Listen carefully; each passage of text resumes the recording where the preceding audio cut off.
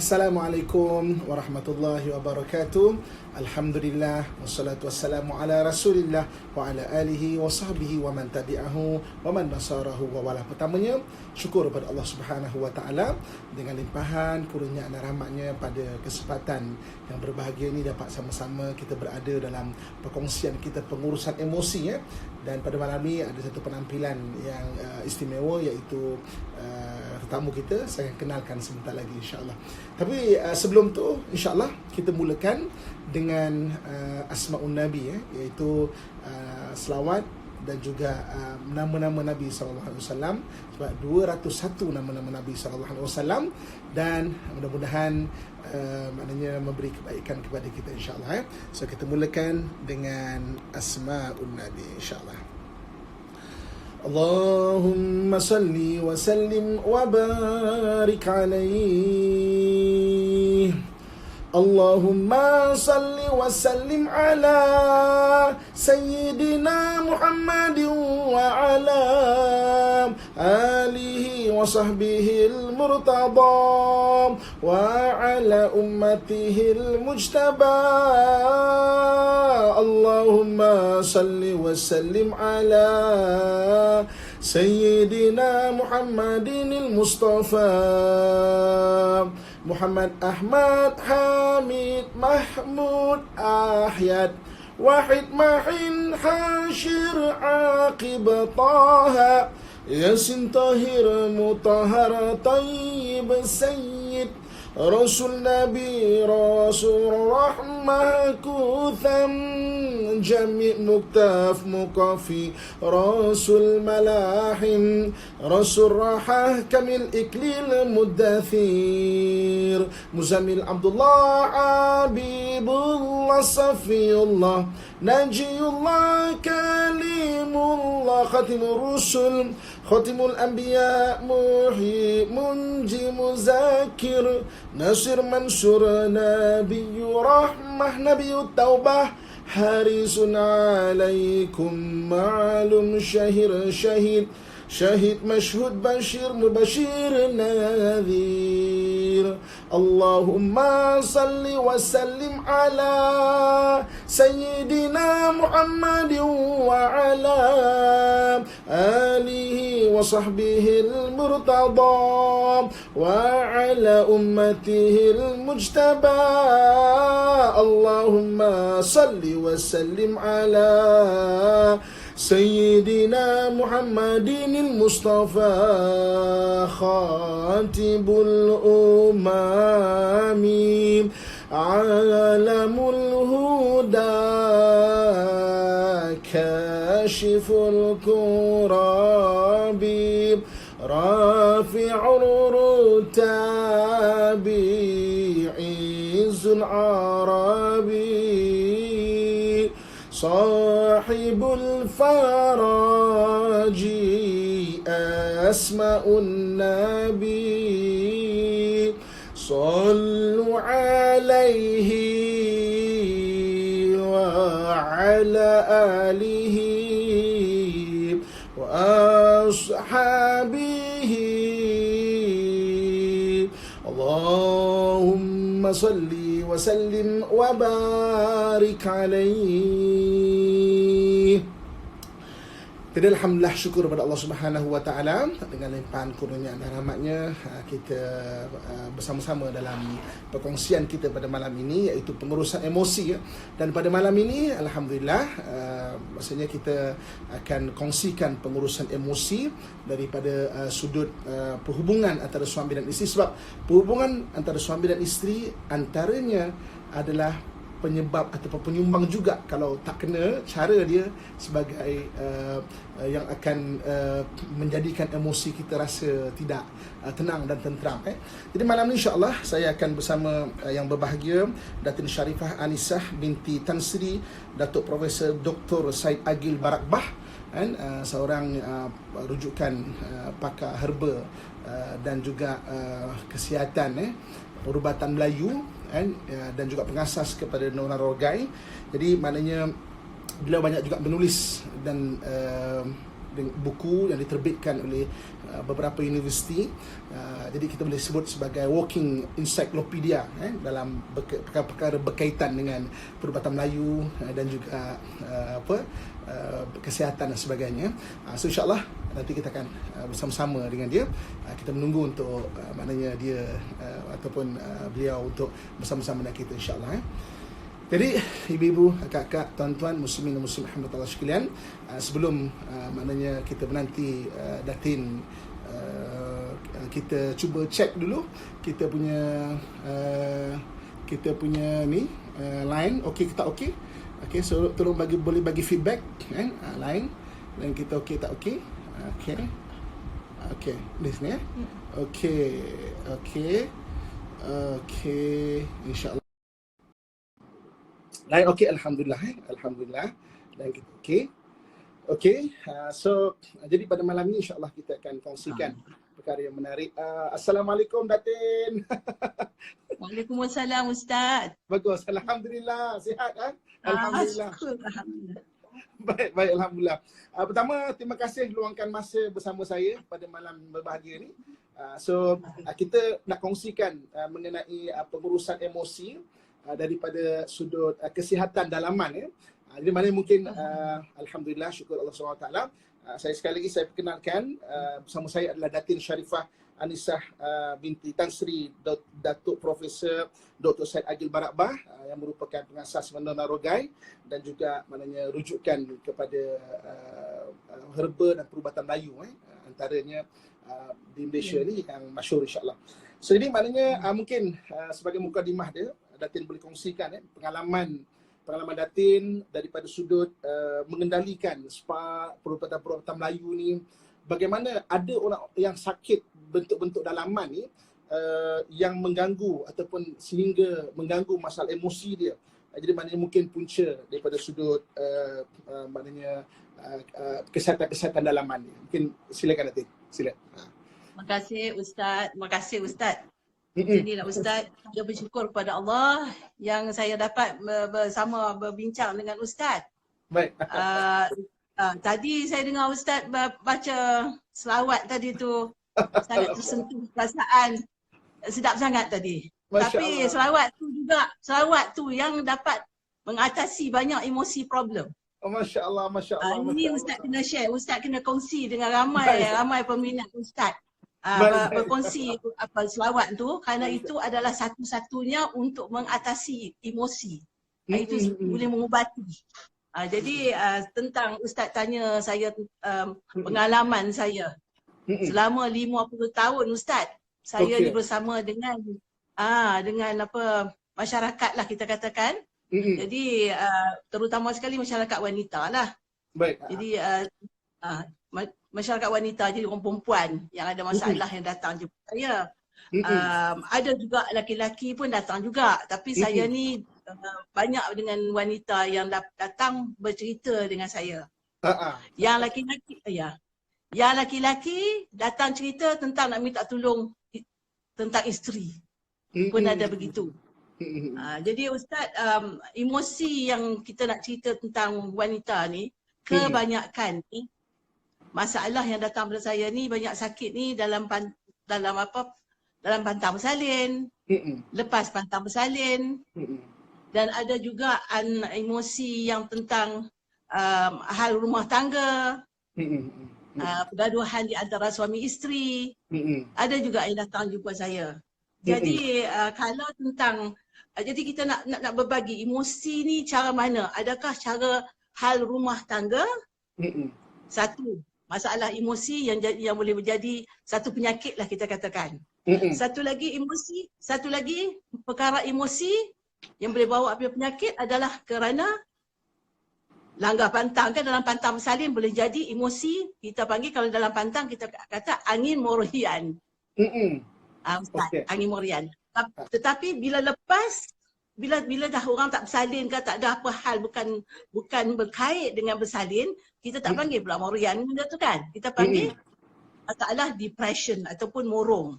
Ini yang kita nak letakkan di mana keadaan tentang masalah emosi, situasi seseorang itu. Jadi Ustaz kita nak ya Ustaz ya. Jadi kalau kita sebut mengenai bagaimana keadaan bagi seorang orang perempuan, dari sudut pentingnya dia mempunyai kesihatan dalaman yang menyumbang kepada ketenangan emosi dia. Sebab bagi saya, kalau seorang isteri itu tenang, seorang isteri itu emosinya stabil, dia akan dapat menenangkan dan menstabilkan juga emosi keluarga. So kalau satu orang perempuan tu dia tak berapa sihat, jadi mungkin banyak benda-benda, emosi anak mungkin, suami juga terganggu. Jadi maknanya macam mana penting seorang perempuan itu menjaga kesihatan agar emosi semua orang dapat dijaga dengan baik. Ya Ustaz. Ya. Jadi pertama ni bila kita bincang tentang wanita, orang perempuan, bila kita kata ibu, dia ibu rumah katakan. Jadi kita kalau masuk satu rumah, kita tak cerita bapa rumah kan, kita kata betul ibu rumah. Jadi jadi bila kita ibu tu penting dalam rumah tu, dia queen.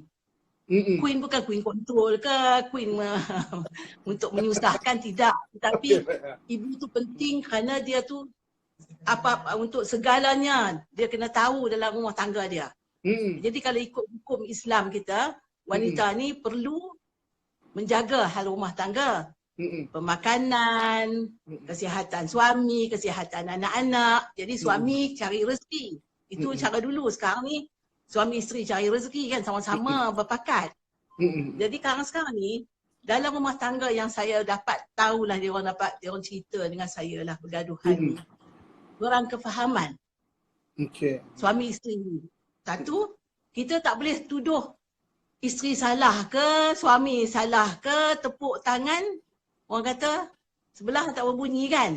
Mesti tepuk dua-dua belah baru berbunyi. Jadi kita nak kena selalu saya panggil dua-dua orang. Tapi saya tak panggil dua-dua sekali menghadap saya. Kerana kalau dua-dua sekali, saya tenggelam lah. Dia orang nanti bergaduh depan saya kan. Jadi jadi saya akan panggil isteri masuk dulu.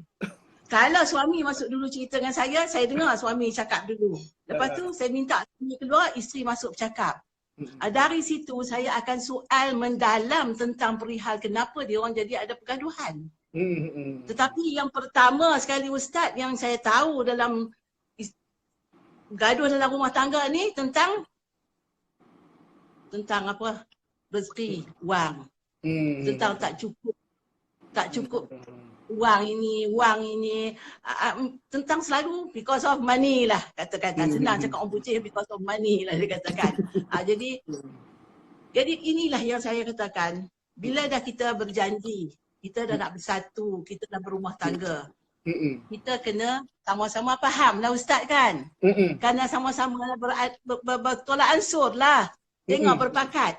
Ni ada kala isteri pula bila dia dapat duit dia kata duit aku. Duit engkau. Tapi sekarang duit aku. Jadi itulah jadi satu pergaduhan. Satu ini mustahak. Yang kedua, suami pula cerita pula isteri tak kisah. Baju tu lah dia pakai masak, baju tu lah juga dia pakai tidur. Ada juga macam tu. Dia tak kisah, dia tak jaga hal hygienik, tak ada kesihatan, tak kisah. Take for granted. Tak ada kebersihan. Kita kata. Jadi bila kita sentuh tentang situ, saya sebagai wanita saya rasa termalu jugalah. Jadi saya soal lah kepada wanita tu, kenapa jadi begitu? Dah biasa dah selalu kan, dia tak tahu. Ini tabiat tak ambil, tak tahu tu, tak boleh. Kalau kita kata, saya kata tak boleh. Ini dalam hukum Islam kan Ustaz lebih Ustaz tahu dalam hukum Islam pun saya ambil sebagai ajaran daripada datuk nenek saya. Isteri lepas masak, lepas hidang elok-elok, sebelum suami nak balik makan ke, sebelum nak panggil orang makan, dia kena bersih diri dia dulu. Mana bersih? Jangan bila dah masak sedap, panggil suami datang makan, bang dah masak dah. Abang pun balik seronok lah nak makan, dah hidang. Baju tak salin, makanan sedap atas meja. Jadi nak pahala. Bang pun duduk atas kerusi. Bang nak ambil nasi. Nanti saya nak pahala bang, saya dah masak, saya nak ambil nasi kat abang. Langkaulah tangan. Tu dia punya jauh nak ambil lauk nasi itu. ketiak ada betul-betul kat hidung suami tu. Baik. Habis rasa kari ke, rasa nasi ke, rasa apa, yang ni bau dulu. Hilanglah semangat suami tu nak makan. Jadi inilah satu-satunya kalau kita nak cerita bagi ketawa lah Ustaz. Yeah. Tapi kalau benda jadi depan mata kita tak ada ketawa lagi dah. Ini saya tak cakap. Ini yang cerita suami cerita dengan saya. Jadi ini saya teringat balik apa dia cerita. Jadi bila dia cerita macam tu, saya ni sebagai wanita saya teringat balik. Kita kena jagalah, makna dia kena bersih. Yang mustahak tu. Kebersihan, hygienik makna dia. Nak tidur malam, kena jaga juga. Tapi jangan saja isteri saja jaga. Suami pun kena jaga juga. Jadi makna dia, dalam rumah tangga suami isteri, kamar tidur itulah orang kata tempat yang indah bagi suami isteri. Kalau di situ tidak ada keistimewaan, tak ada berpakat, maka tak amanlah rumah tangga. Okey Datin, mengenai Datin cerita mengenai pentingnya kamar tidur tu. So jadi mengenai kesihatan dalaman ni, okey. Apabila kita sebut pasal perubatan Melayu, kadang-kadang ada orang yang macam gelakkan dan sebagainya kan. Tapi bila kita tengok ini apa yang saya petik daripada sekretari daripada DSM-5, maknanya wujudnya penyakit apa yang dipanggil genitopelvic pain, penetration disorder, ataupun female sexual interest disorder ataupun aerosol disorder. Begitu juga dengan yang satu lagi mengenai female orgasmic disorder. Jadi kalau kita bila disebut mentang-mentang orang putih yang bahaskan, kita rasa benda itu macam kagum, sedangkan saya berkeyakinan benda ni memang ada dibahaskan oleh orang Melayu kita, perubatan Melayu kita sendiri, dan kadang-kadang sekarang ni di waktu PKP, jadi maknanya peningkatan pergaduhan rumah tangga juga sebenarnya meningkat, kerana antaranya adalah bila suami isteri duduk bersama-sama, tiba-tiba nak minta dilayan tetapi isteri ada masalah kan. Jadi mungkin ada istilah kalau dalam bahasa Melayu kita apa disebut sebagai mati pucuk, bagi orang perempuan mati putik. Jadi mungkin Datin boleh kongsikan kepada kita semua perkara ini, terutamanya bagi orang perempuan lah kita panggil mati putik ni, biar kita ada kesedaran bahawa benda ni perlukan penjagaan kesihatan yang lebih baik lagi. Mungkin boleh Datin kongsikan. Gini Ustaz, tentang laki-laki ni kita memang dah kenal dengan mati pucuk ataupun penyakit lemah tenaga batin. Baik. Jadi selalunya bila orang sebut lemah tenaga batin tu, dia orang bayangkan laki-laki je. Dia orang tak terlintas tentang wanita pun ada masalah lemah tenaga batin. Baik. Selalunya kalau lemah tenaga batin, orang tak fikir tentang wanita. Dia orang kata, lemah tenaga batin, dia refer tu laki-laki. Padahal lemah tenaga batin juga orang kata jadi kepada wanita, di mana kita panggil wanita bila kena penyakit lemah tenaga batin, terus dia dingin. Dingin, makna cold, dingin. Dingin tu makna dia tidak ada perasaan. Pegang di mana pun, dia tak ada rasa. Okey. Jadi dia tak ada rasa, dia dingin. Makna dia di mana nak pujuk kat mana pun tak ada rasa. Rasa tu tak ada. Jadi bila dah sampai tahap di mana laki-laki lemah tenaga batin dia tu dah jadi mati pucuk. Mati pucuk tu makna dah teruk sangat dah. Tak boleh dah berfungsi dah kita katakan. Wanita macam mana pun lemah tenaga batin ke, mati putih pun dia masih boleh fungsi. Tetapi dia tidak ada rasa, dia tidak ada feeling. Jadi bila suami nak mesra, kalau dia jadi masalah tu, suami tak ada apa-apa. Bila dia dapat masalah dingin tadi tu, dia akan tolak lah. Dia akan tak ada perasaan tu, dia akan jadi masalah. Jadi masalah jadi mana?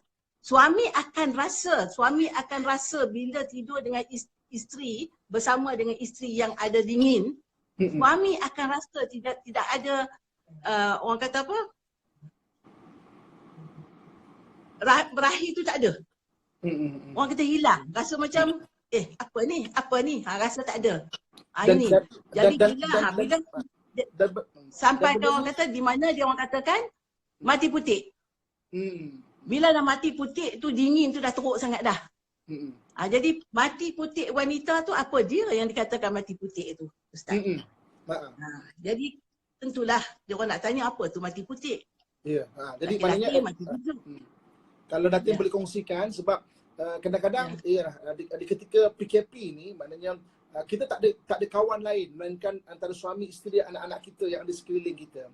Jadi tiba-tiba katakanlah bagi suami yang minta dilayan, isteri dingin, tolak-tolak dan sebagainya, dia memberi tekanan pada suami, dan suami pula dia mungkin tak akan bercakap terus terang. Dia pendam tu yang jadi dia marah-marah pada benda-benda lain.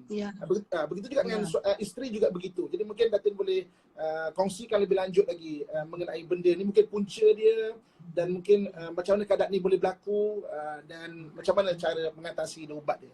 Kalau ya Ustaz. Perkara ni sangat-sangat mendalam Ustaz. Jadi kalau pasal yang ni very sensitif lah kita kata. Very sensitif. Mana-mana kalau kita nak cerita tu selalunya saya bercerita orang kata di antara wanita-wanita saja. Bila kerana sentuh, bila wanita-wanita kita sentuh tentang, kerana benda ni sentuh tentang tempat bahagian sulit. Kalau laki-laki bahagian sulit. Jadi makna dia kita berlapik bercakap. Tapi orang Melayu nasib baik, dia ada bahasa-bahasa yang tak sedap tadi untuk disebut bahagian sulit tadi, dilapikkan. Seperti kata, kalau kita kata bahagian wanita, kita panggil kuntum. Kuntum tu jadi laki-laki dipanggilkan pucuk. Jadi pucuk tu hak laki-laki, kuntum tu hak wanita. Jadi bila wanita tu mati putik, apa dia putik dia? Putik tu kita gunakan, kalau kata kita sebut secara Melayu tu saya tak sedap lah, tapi kalau orang putih dia klitoris, mana dia tu. Jadi makna dia bila mati putik, suami saja dengan dia yang boleh tahu kalau wanita tu mati putik. Kerana bila mati putik, bahagian tu akan orang kata apa? Lembut ataupun jatuh juga seperti mana apa dia ni mati pucuk tadi. Kalau mati pucuk dia bergerak, begitu juga apa ni isteri itu juga. Tempat tu jadi mana dah. Pasal dia orang saraf dia. Jadi sebenarnya saya juga agak sopan untuk bincangkan benda ni. Tapi apabila banyak kes-kes dirujuk pada saya, dan apabila saya lihat memang benda ni tak boleh nak dibuat ceramah umum ataupun kalau nak mengajar di masjid kan. Jadi sebab itu saya memilih untuk kita sama-sama bincang. Jadi semua suami isteri yang berada di rumah ni dapat perkongsian. Maknanya jadi kita tak dengan umum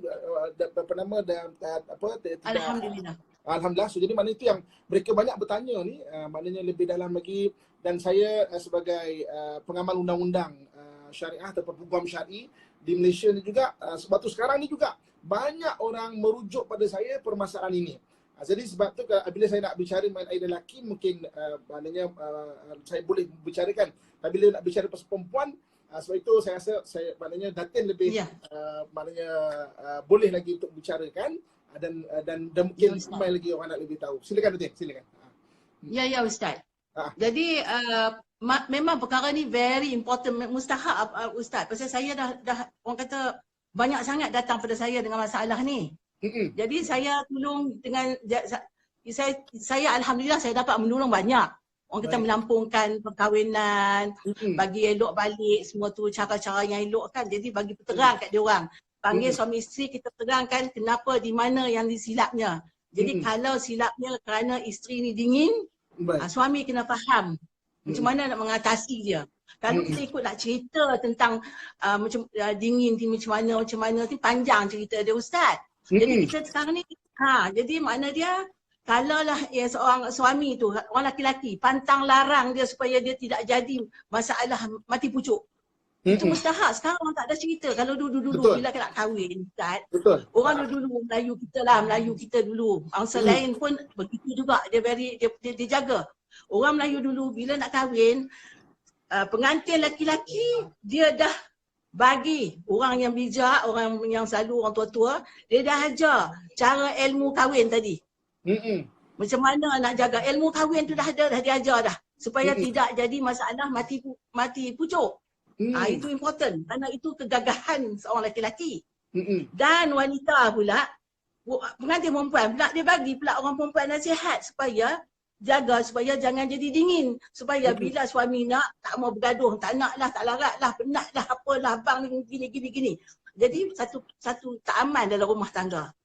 Jadi dia ajar kita rahsia untuk macam mana nak jaga diri kita, kekuatan semangat kita, orang kata apa, semangat kekuatan wanita dan lelaki, kekuatan lelaki sehingga umur 80. Gitulah cerita dia kalau kita sampai umur panjang lah. Apa rahsia dia? Ini sini yang saya ada berkongsi dengan banyak wanita dan juga lelaki-lelaki lah, melalui isteri saya cerita. Kau pesan dengan suami kau macam ni. Itu. Jadi apa dia rahsia dia Ustaz? Jadi makna dia Ustaz, dia mustahak sekali Ustaz adalah amalan bacaan doa-doa. Yang ni yang mustahak, bacaan doa-doa untuk bila dia nak makan ubat ataupun herba-herba yang bagi untuk kekuatan stamina dia. Nampaknya wanita dan lelaki. Nampaknya beza Datin maknanya macam mana adab orang Melayu terdahulu kan. Maksudnya diajar sebagai untuk orang yang sebelum kahwin ni memang ilmu. Bukan saja ilmu untuk jadi suami yang bagus, isteri yang bagus, tapi menjadi kesihatan dalaman tu. Dia berbeza dengan saya ingat generasi muda sekarang, hanya membaca benda-benda mungkin yang menggairahkan, dan benda tu sebenarnya hanya untuk memuaskan nafsu dia, benda-benda gairah, tapi bukan satu ilmu. Kan bagaimana cantiknya orang Melayu kita terdahulu kan. Maksudnya ada ilmu tu kan. Jadi mana mungkin Datin boleh kongsikan pada kita semua mungkin penyebab yang menjadikan kedinginan. Sila Datin. Ya Ustaz, jadi ilmu-ilmu yang dulu-dulu tu yang diajar tu sangat-sangat mustahak yang kita berkongsi dengan orang muda sekarang, lelaki-lelaki perempuan. Tetapi banyak yang orang muda sekarang ni dia ambil bahan-bahan yang dia belajar, ilmu-ilmu yang moden kata kita kan. Di mana ilmu atau dia praktiskan, dia amal atau dia praktis bahan cara-cara yang moden untuk gairah, di mana itulah yang bagi cepat mati pucuk. Wanita pun menjadi penyakit, laki-laki pun jadi penyakit. Kerana dia tidak ikut adab orang Melayu dulu macam mana cara untuk bersuami isteri. Ini yang mustahak. Jadi saya jadi mana petua dia. Jadi orang dulu dia kata petua. Melalui petua itu adalah ilmu. Baik. Jadi Ustaz kita nak cerita ni pantang larang. Baik. Petua mula sekali pantang larang. Pantang larang yang mustahak, bila makan nasi jangan duk sulam air. Okey. Kan? Even scientific pun dia kata jangan sulam air kerana dia kata liver kita kembang. Ilmu Melayu kita dah pesan juga jangan sulam air kata dia. Satu. Kesihatan diri badan kita tak sihat. Lepas tu lepas makan jangan terus minum air langgak-langgak begitu. Ini saya bagi petua ni kerana untuk nak jaga ni lah. Baik. Kalau kita cerita macam mana nak mengatasi, caranya ni important yang ni. Yang ni amalan hari-harian. Baik. Jadi bila lepas makan ni Ustaz, lepas makan selalu ni banyak orang tak kisah. Minum coke lah, minum tu semua tu bahan-bahan tu yang tu tak boleh. Jadi makna yang tu merosakkan saraf kita. Jadi makna dia bila nak lepas makan, teguk air saja. Supaya dia tak lekat. Baik. Bila teguk air, Bismillahirrahmanirrahim, satu teguk. Kita mula-mula kan bila mana bismillah, lepas tu alhamdulillah. Jadi dia teguk. Lepas tu asyhadu alla ilaha illallah, 3 teguk dah. Wa asyhadu anna Muhammadar Rasulullah. Dah, cukup dah. Lepas tu habis. Lepas tu dia berjalan 100 tapak macam mana Rasulullah SAW ajar. Kita sekarang tak ada lah pula Ustaz tak buat dah. Berjalan. Lepas tu barulah minum air. Sekarang tak buat dah macam tu. Ya, nampaknya Datin, apa yang Datin sebut sebenarnya selaras juga dengan apa yang diajar oleh Nabi kita Muhammad SAW. Itu Nabi ajar cara adab minum kan. Maksudnya jangan macam Datin kata jangan gok macam gitu kan. So jadi macam saya dalam dunia diving, apa benda yang dalam dunia diving ni, saya instruktor diving alhamdulillah. Jadi apa benda yang paling kita sebagai diver dijaga adalah jangan sampai banyaknya angin dalam badan ya. So maknanya antara benda yang melemahkan badan kalau dalam dunia diving juga adalah angin yang ada dalam badan ni. Dan bagaimana antara sebab angin tu boleh masuk dalam badan apabila kita minum dengan kita tak betul caranya. Katakan kita minum bertogok macam jadi maknanya sebenarnya kita sambil minum tu kita memasukkan angin dalam badan kita. Angin. Itu menyebabkan maknanya akan lemah bagi itu kalau bagi seorang diver lah. Jadi dalam Islam juga Nabi ajar cara adab, dan orang Melayu kita nampaknya betul kata pepatah Melayu bahawa adat bersulamkan kitabullah, maknanya adat kita ni tetap berpandukan kepada Al-Quran atau hadis Nabi SAW. Jadi maknanya mungkin nanti boleh tambah lagi. So dalam membahaskan mengenai hubungan suami isteri ni, kalau dia kata isteri ni dingin ataupun tidak ada rasa kehendak kan, saya rasa isteri pertama dia juga kena faham bahawa dia tak sihat. Mana dia tu tak normal. Kadang-kadang ada isteri dia tak faham, dia tak normal ataupun dia tak sihat. Dia pun tak faham. Maksudnya dia perlu juga kena faham bahawa dia tu tidak sihat. Kalau di US kita ada macam sexual therapist, tapi di negara kita ni benda tu tak sampai lagi dan kita rasa malu untuk berkongsi. Sedangkan benda tu kita kena faham bahawa benda tu tidak sihat. Jadi maknanya bagi pendapat Datin, kalau seorang isteri dia tahu dia tu mula sudah aerosol disorder telah ada ataupun tidak ada keinginan untuk dia bersama isteri dia, apa step-step dia yang perlu dibuat untuk orang perempuan lah. Untuk orang perempuan. Ya. Untuk orang perempuan. Ni Ustaz, jadi pada wanita, yang kita kata ni ajaran orang Melayu dululah. Dia ada, kita kata macam misalan, sangat mustahak pagi-pagi dia ada minuman herba dia. Minuman herba untuk nak bagi badan tu supaya darah bersih, darah kita datang haid tak berbau, darah tak berbau kan semua tu. Jadi amalan dulu tu, kalau laki-laki bangun pagi, dia ambil madu lebah asli. Madu lebah asli ni, celik mata, ambil air semayang, semua. Mana dah ambil kumur mulut, tak ada. Pagi-pagi bangun, sebelum ambil air semayang apa, ambil madu lebah, apa orang kata letak dalam titis atas tapak tangan, agak dalam 20 sen atau 50 sen lah gitu, 20 sen lah. 20 sen. Kalau kita sedap satu sudu besar lah. Titis untuk tangan, tapak tangan kanan, buang gitu. Baca selawat, selawat 3 kali, jilat atas tapak tangan. Tapak tangan kanan lah, atas tapak kanan. Itu untuk lelaki-lelaki. Kalau wanita pula, dia kena goreng halba.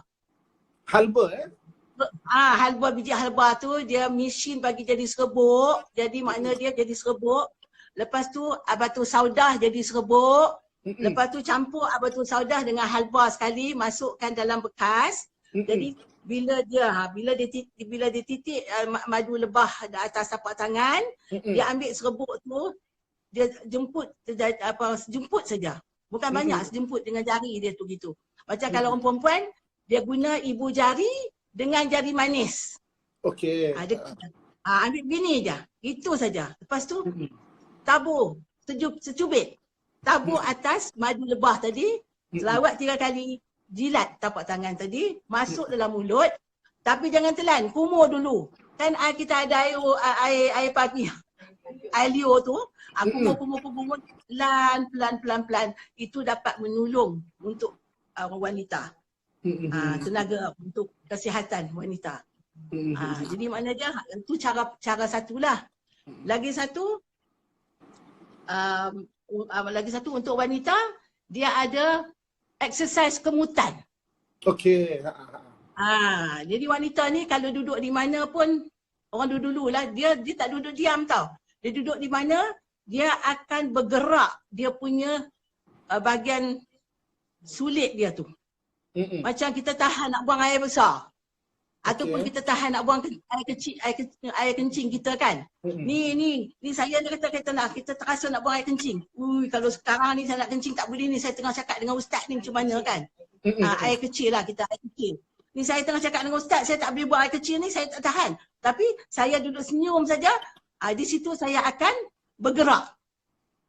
Bergerak. Itu kita panggil Kegel exercise ataupun senaman kemutan. Kemutan. Itu adalah menolong untuk orang kita punya otot-otot apa dia ni kemaluan, untuk otot-otot tempat sulit. Pelvic lah, bahagian ari-ari otot-otot ari-ari wanita untuk bertahan bagi kuat. Jadi banyak rahsia-rahsia dia ustaz yang kita nak tolong ajar, tetapi kalau kita harap kepada exercise saja dengan tidak ada bahagian nak cuci. Itu dulu orang Melayu dulu di rumah dia, depan rumah dia mesti ada pokok sirih. Okey. Dengan pokok inai. Pokok inai. Dia ambil daun pokok inai dengan pokok sirih. Dia ambil daun inai, dia ambil daun sirih, dia rebus dengan garam, dia cuci bahagian sulit dia. Pagi-pagi untuk tidak ada berbau. Bersih. Jadi bila datang haid pun dia cuci dengan yang tu juga. Ini adalah semua step by step yang kita nak ikut cara-cara orang dulu-dulu. Dulu mana kita ada macam-macam ubat. Ini cara orang nak sampai sekarang pun orang sekarang pun, walaupun saya cerita, tapi dia kata, oh itu kolot lah. Tetapi sekarang ni dia orang guna benda tu, dia modernizekan. Dia jadi gel lah, dia jadi gitulah. Dia buat bagi jadi moden, tapi orang dulu dia rebus saja. Dia cuci bahagian sudut dia. Ini. Lepas satu pula, dia buat pula. Setiap kali lepas datang haid, dia mesti bertangas. Dia mesti hidap tempat sulit dia. Dia berendam dengan garam, dengan air, daun-daun semua. Semua daun-daun yang antiseptik. Yang boleh menolong. Bahan-bahan daun-daun yang antiseptik. Sekarang orang budak-budak sekarang boleh buka je cari. Apa daun-daun yang antiseptik? Kalau daun apa, daun sirih, daun inai, potong kunyit. Kunyit tu, potong-potong kunyit semua tu, rebus semua sekali. Halba masuk, jintan hitam, batu saudah, rebus sekali. Semua tu. Buat air tu untuk nak merendam tempat sulit tu. Ini semua tu mustahak, itu semua tu ajaran orang dulu. Sekarang ni dia orang buat apa? Bahan buat cuci lah. Jadi ada lagi. Jadi saya bukukan semua tu untuk nak tolong. Jadi sekarang orang nak, kalau nak tahu, bolehlah beli buku tu, saya ajarkan, saya tunjuk cara-cara dia. Tapi inilah rahsia-rahsia yang banyak budak-budak sekarang tak buat. Ya. Jadi bila kita datang keputihan, banyak wanita sekarang banyak datang keputihan. Bila pergi kat doktor kata apa? Biasalah keputihan tu, memang orang perempuan kena ada keputihan. Dia kata, jangan infeksi saja, jangan benda tu jadi infection, dia kata. Tetapi bila dah ada keputihan, bila jadi keputihan, dia akan jadi pelan-pelan, dia akan meleleh keluar. Bila keputihan di dalam, dia kumpul di dalam. Sepatutnya jangan ada keputihan. Kita tak boleh panggil dia keputihan. Dia hanya ada lendir biasa, putih biasa yang duduk di dalam, supaya tempat sulit wanita tidak kering kontang. Dia mesti moist, lembap, elok. Gitu kita nak. Ini tak keputihan yang kena pakai, apa kita panggil? Panty liner. Budak-budak sekarang muda-muda semua panty liner. Kalau dulu-dulu orang tak kenal dengan panty liner. Dan panty liner pula bila pakai dia akan bawa berbau tempat sulit tu. Atau bila dah pakai dah jadi satu habit. Jadi satu kebiasaan. Bila tak ada panty liner tak boleh duduk dah, kena pakai. Ini kita pakai waktu datang haid saja. Ni dah sentiasa pakai bersama seluar dalam. Ini yang kata sebab menyebab Ustaz banyak perkara-perkara perkahwinan yang boleh jadi masalah. Belum kahwin, dia orang tak tahu macam mana jadi. Bila dah kahwin, oh like this lah, macam ni. Ada yang kata pada saya, minta maaf Ustaz, tak payah saya pergi pasar. Dalam kamar mandi saya pun bau pasar. Mana saya nak letak muka saya? This is, orang kata malu lah saya sebagai wanita. Jadi saya nak kata kepada wanita di luar sana, kalau dah susah sangat nak cari benda, jangan pakai benda wangi-wangi. Tempat sulit wanita, jangan cuci dengan benda yang bau wangi macam perfume katakan. Tak elok. Kerana tempat sulit kita ni, dia ada satu, orang kata friendly germ. Di mana friendly germ. Kita pakai bahan jangan kasar mana. Apa yang bahan baby pakai, mana kita boleh pakai di tempat sulit. Senanglah saya nak cerita begitu. Ustaz.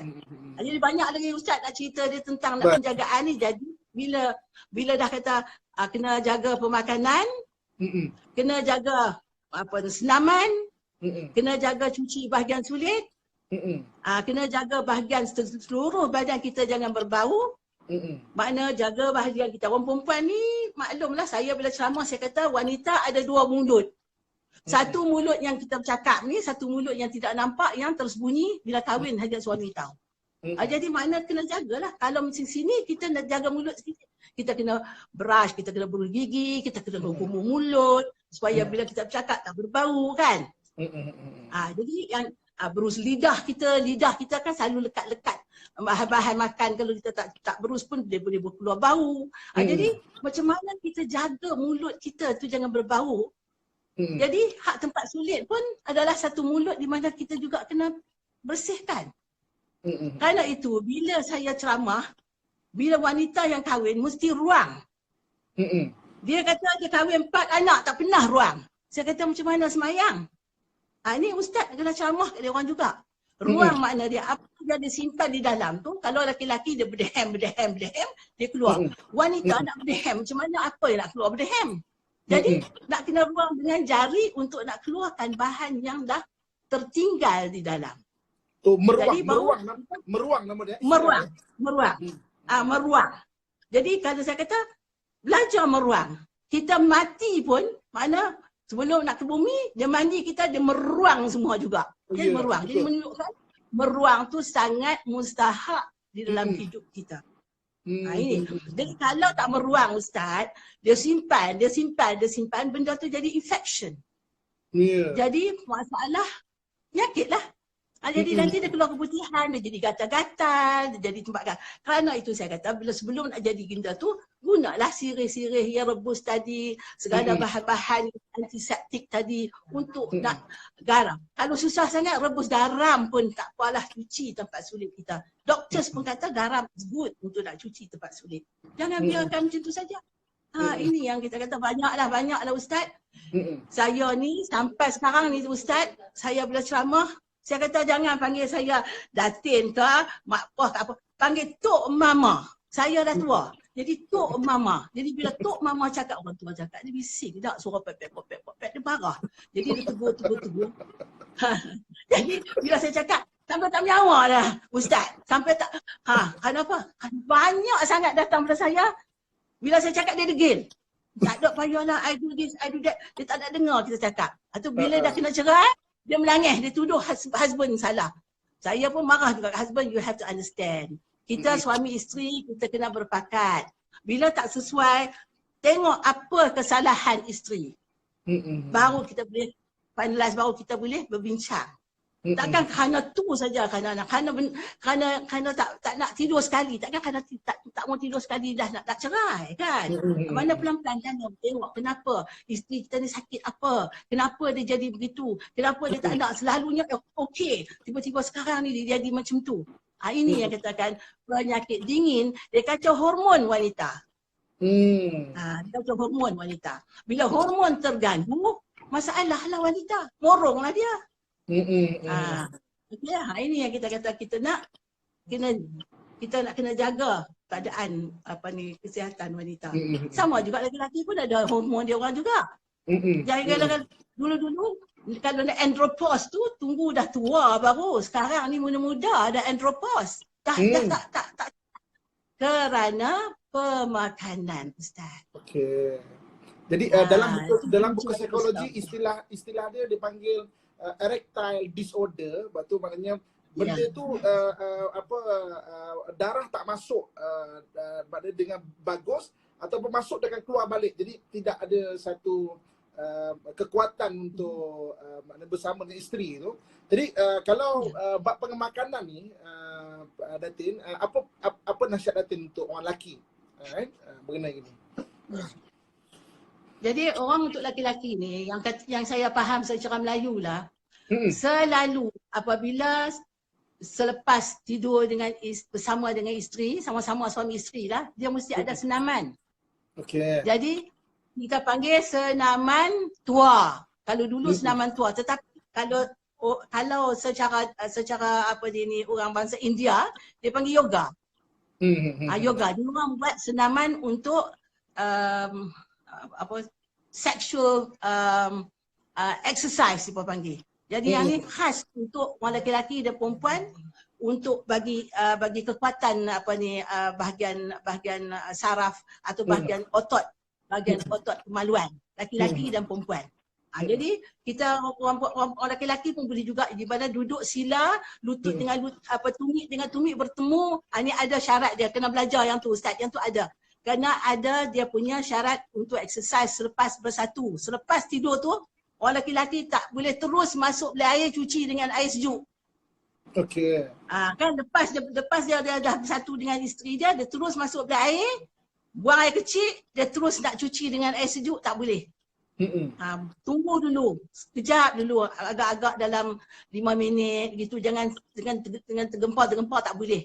Untuk tunggu dulu air dia tu. Jadi makna dia wanita pun begitu juga, kena ada exercise juga sama. Jadi ni yang kita nak kena belajar dia, senaman suami isteri. Sekarang tak ada, orang tak tahu dah Ustaz. Saya nak cakap pun tak boleh. Ini ada senaman dia, di mana ini sangat bagus. Satu. Jadi pemakanan pula, pemakanan tengok keadaan. Kalau macam misalnya kalau dia tu banyak angin, dia kena kuranglah pemakanan yang berangin. Yang ni terserah Ustaz. Tentang pemakanan ni Ustaz, kita cakap ni very sensitif juga. Ada orang suka macam ni, ada orang suka macam ni kan. Jadi tuan tubuh yang merasai apa yang dia sensitif, apa dia alergi, dia kena tahan lah. Begitu juga, jadi makna dia kena tengok yang ni dia tak boleh makan. Kalau dia makan, aku boleh makan, aku tak boleh makan. Jadi kita kena pandailah susun diri kita tentang pemakanan. Maksudnya, maksud Datin, ada orang yang katakanlah makan angka. Ada orang yang mungkin sesuai, mungkin tak sesuai. Jadi kita kena kenal apa kita panggil allergic untuk tenaga batin bagi setiap orang ni. Betul? Ya. Tapi kalau dulu lah yang saya tahu, bila dah kahwin, bila hari yang kahwin, pengantin tadi yang tukang jaga atau ibu bapa dia ke, ataupun dulu ada orang yang dia bagi tolong orang kata macam inang dia ke, siapa yang tolong jagalah, peneman dia lah. Peneman orang kahwin tadi mesti ada peneman sekurang-kurangnya 3 hari. Orang dulu. Untuk apa? Bukan peneman, untuk tidur. Pengantin nak tidur sekali. Keluar makan pagi ni dia akan bancuh dia makan telur merah saja. Telur putih tak. Dia bancuh telur dengan madu lebah. Telur dengan madu lebah dia bancuh sekali dengan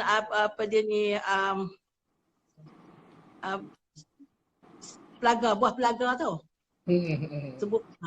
Jadi kan makna dia bancuh madu lebah, telur, madu lebah dengan dengan buah pelaga ataupun dengan halba sikit pun boleh. Dengan batu saudah pun boleh. Sikit saja, serbuk-serbuk gitu je. Pukul-pukul untuk nak minum lepas bila bangun pagi for breakfast. Suami isteri kena minum. Jadi kadang-kadang dia masukkan Dia masukkan badam, almond, badam 3 biji. Dia mesinkan badam tadi, dia masukkan 1 sudu badam masuk dalam telur tadi, dia pukul. Ada kala masuk susu pun ada juga. Susu sekali dia buat untuk pengantin nak makan untuk 3 hari supaya dapat balik tenaga resa tu ada balik. Ini ada, sekarang tak ada dah. Sekarang tak ada dah. Dia pagi-pagi enjoy cara lain lah. Tak ada dah nak apa orang kata tips-tips tu dah hilang dah. Ini cara je. Sampai sekarang pun kalau kita tengok cerita-cerita Arab-Arab dulu-dulu lah Ustaz. Dia mesti telur sampai berapa biji sampai minum dia punya bahan-bahan dia makanan-makanan sunnah dia tu. Ni kita kena ingat. Apakah makanan-makanan sunnah yang boleh menolong untuk tenaga batin? Ini yang kita nak kena ambil tahu. Ni banyak seronok Ustaz. Banyak nak cerita hari ni. Saya pun banyak juga nak fikir. Kadang-kadang lupa nama dia Ustaz. Jadi dia makanan-makanan sunnah tu. Seronok juga. Kalau saya tahu Ustaz nak tanya macam ni, saya kena tulis pula Ustaz kena ni. Kurma, badam, macam mana berapa biji nak makan. Ada susunan dia. InsyaAllah zaitun. Jadi mana dia kan Ustaz, Kita akan jadi jemput kalau lagi. kita khusus, kalau kita nak ambil macam ni, hari ni kita cerita khusus untuk ini. Barulah kita cerita, untuk makan ni, cuci ni kan. Sekarang ni kita ni rojak sikit Ustaz kan, kita nak masuk ke yang masuk ni. Jadi otak saya ni suka tulis. Bila tulis, anak-anak saya kata, Mama bila orang tanya tu cerita jawab satu je, jangan urai. Saya urai pasal saya tulis. Bila saya tulis saya kata tarik ni pusing kot sini. Jadi makna dia saya suka dengan cerita ni kerana saya ni minat untuk membantu. Kerana tu Ustaz selama 50 tahun lebih saya duduk sabar menghadap dengan masalah-masalah masyarakat, mana dia wanita lelaki yang mana orang tidak mahu tahu. Benda ni very sensitive. Saya suka orang kata Habib, saya ni orang panggil apa? Busy body. Nak tahu hal rumah tangga orang. Bukan saya nak tahu dia hal rumah tangga dia. Kenapa dia jadi begitu? Kalau kita boleh tolong, apa salahnya? Alhamdulillah. Jadi kita tolong, kenapa dia jadi begitu? Di mana awak salah ni? Sampai kita korek balik, kita dapat tahu. Ini kesalahan awak. Saya akan korek sampai ke dalam kain dia. Ini cara saya Ustaz. Saya akan panggil orang yang saya minta tolong tadi, saya kata cakap betul dengan saya. Baru saya boleh tolong. Barulah saya bagi dengan doa ke, dengan ubat ke, dengan apa senaman, semua komplit depan saya. 7 hari duduk dengan saya sampai dia faham, balik. Alhamdulillah nanti beberapa bulan ke, dia telefon balik. Kak terima kasih ke, makcik terima kasih ke, Datin terima kasih ke, tok ke apa dia panggil tak kisahlah. Itulah orang kata kekayaan saya. Itu orang kata, what is my success? Itulah sukses, dapat menyembuh, dapat menolong. Ini yang Ustaz. Jadi kalau kita cerita macam ni, susahlah kita nak panjangkan Ustaz untuk mana kita nak membantu mengatasi lemah tenaga batin. Lemah tenaga batin ni, orang lelaki dia pergi hurut. Bila dia hurut, dia salah hurut Ustaz. Bila orang lemah tenaga batin, bila dia hurut tenaga batin tidak boleh sentuh kemaluan. Kalau dia hurut, dia sentuh kemaluan, itu bukan hurut tenaga batin yang betul. Dia ada orat dia yang boleh menolong cara mana. Ini yang kita nak kena tahu, hurut cara tenaga batin sama juga dengan wanita. Macam mana nak urut tenaga batin untuk wanita. Di mana suami isteri boleh tolong. Kalau suami tahu, suami boleh tolong isteri urut tenaga batin isteri. Isteri tak tahu, dia urut tenaga batin suami. This is very sensitive antara suami isteri. Tapi kalau nak berpakat lah. Ini. Kalau jadi, nanti Ustaz boleh lah panggil orang-orang yang mana mustahak yang nak tahu, tolong. Kerana ini adalah ilmu yang tok-tok dulu ajar kepada orang belum kahwin. Dia ajar perempuan. Kalau suami kamu jadi macam ni, kamu buat macam ni. Dia ajar yang lelaki-lelaki pula, pengantin lelaki-lelaki. Kalau isteri kamu jadi macam ni, kamu buat macam ni. Kalau isteri kamu jadi macam ni, kamu bantu air ni, kamu bantu ubat ni. Dia ajar dah suami isteri macam mana nak jaga antara suami isteri supaya aman. Sampai anak 17 orang. Okey Datin.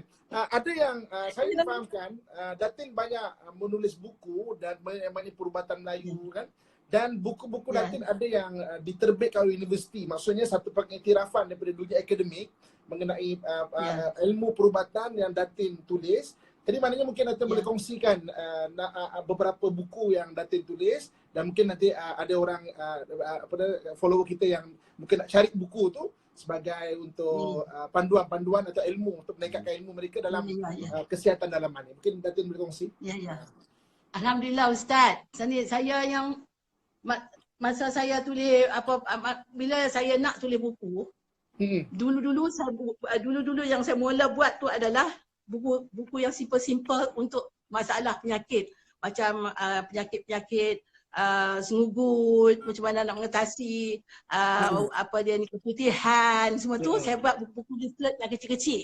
Jadi mana bila saya ceramah, saya bagi-bagi untuk yang mana dengar saya ceramah lah dululah. Tu dah sebab 30 years ago, 30 tahun dulu. Tapi sekarang ni saya buat buku betul-betul di mana yang mustahak sekali yang saya pandang lah. Lepas 50 tahun lebih saya rasa yang mustahak adalah penjagaan wanita dalam pantang bersalin. Banyak wanita sekarang dah tak peduli dah tak kisah dah. Dalam pantang bersalin, dia kata pantang bersalin tu dia tak percaya. Bila dah jadi macam tu Ustaz, yang datang pada saya sekarang nak berehat, saya tak ada dah, saya bagi anak-anak saya yang jaga tentang penjagaan, tentang perubatan semua. Tetapi bila datang kepada saya yang ada morian, yang gila morian, menjerit, menangis, berguling, sampai nak datang tempat saya nak mencekik-cekik orang semua, suami-suami pegang-pegang semua. Ini saya tak tahan, saya balik duduk, saya duduk jaga balik, saya membantu. Datang semula. Walaupun umur saya pun dah hampir dah 70 lebih, dekat-dekat 80 dah Ustaz. Masya Allah, Masya Allah. Jadi Alhamdulillah. Jadi suara saya deras kan, saya kuat lah pasal saya cakap banyak kan. Masya Allah. Pasal apa? Cakap banyak pasal apa? Kadang-kadang bila dah saya nak pesan dengan orang tu, kadang-kadang saya jadi macam marah jugalah, macam orang tua-tua. Kenapa awak macam ni? Kenapa macam ni? Jadi saya buat buku perbidanan. Makna dia buku saya yang saya buat tu ensiklopedia perbidanan Melayu. Makna dia yang ni.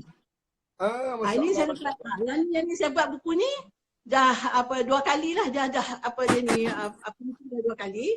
Makna dia dapat atau dapat apa dia ni anugerah Yang ni dapat mana nak dapat mungkin lepas ni follow kita boleh follow Nona Rogai official untuk bertanya pasal buku ni. Kalau nak ya yang ni kalau dapat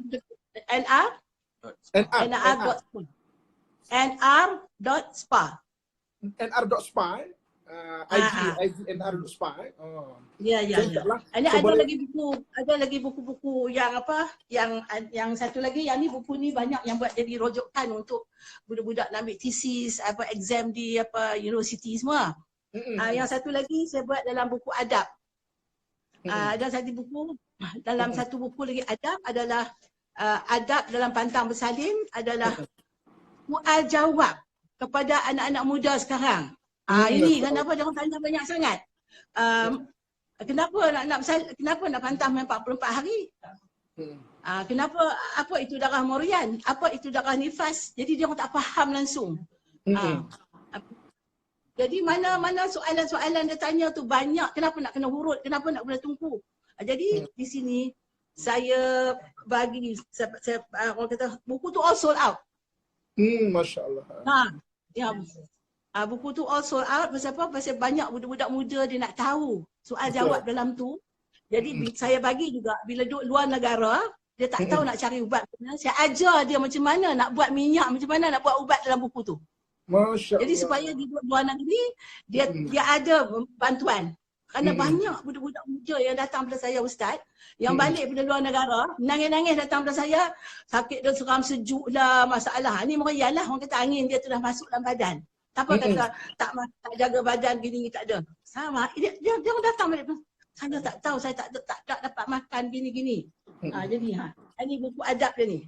Ini seronok Ustaz. Soal jawab semua. Apa ditanya saya jawab dalam sini. Tapi saya selit juga, saya masuk juga secara perubatan dalam ni. Okey Datin, kita tinggal ada lagi lebih kurang 2 minit.